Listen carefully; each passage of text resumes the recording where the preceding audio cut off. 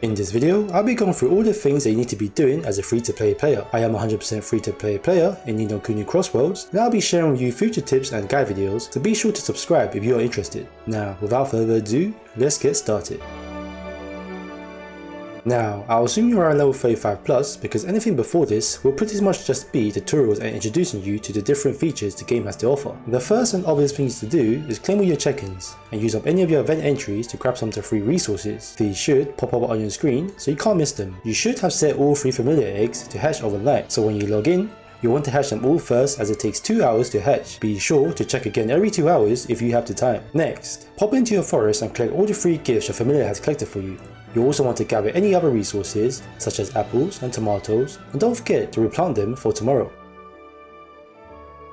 Now, here's where the bulk of your daily XP will come from: Swift Solutions and Conquest missions. Be sure to check the rewards you get carefully and pick accordingly. You can also refresh the missions until you get a premium or even a rare mission, but as a free-to-play player, I wouldn't refresh anything after the 12k gold mark. It just doesn't seem worth it, and it gets really expensive if you're just trying to seek premium and rare missions. Once you have your mission selected, let the game autoplay for you while you grab yourself a coffee.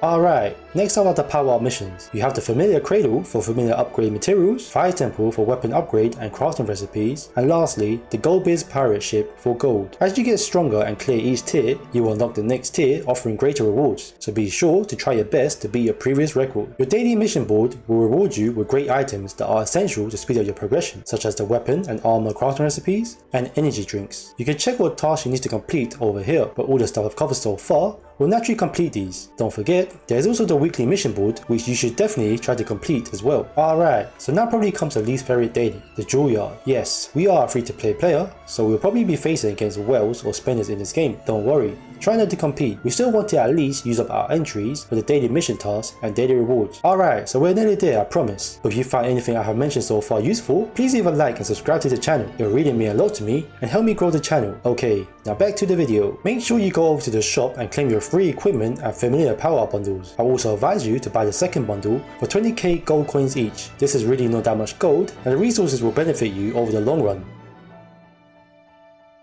You should have already joined the kingdom. If you haven't, you will definitely want to find one as soon as possible. In your kingdom, you should donate as much kingdom resources and check in for the kingdom currency, Gilda. This is important as you will always want to buy the max EXP from the merchant.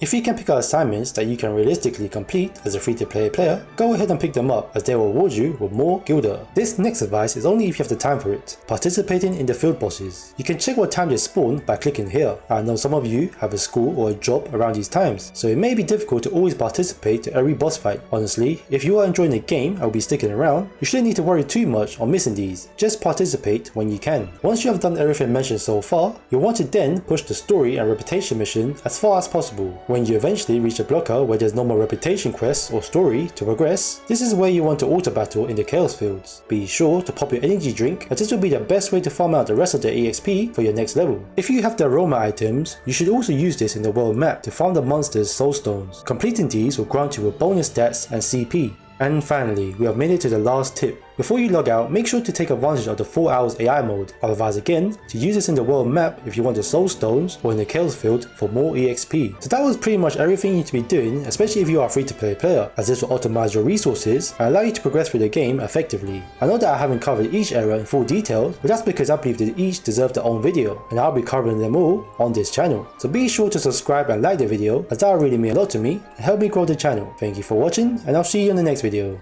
See you later.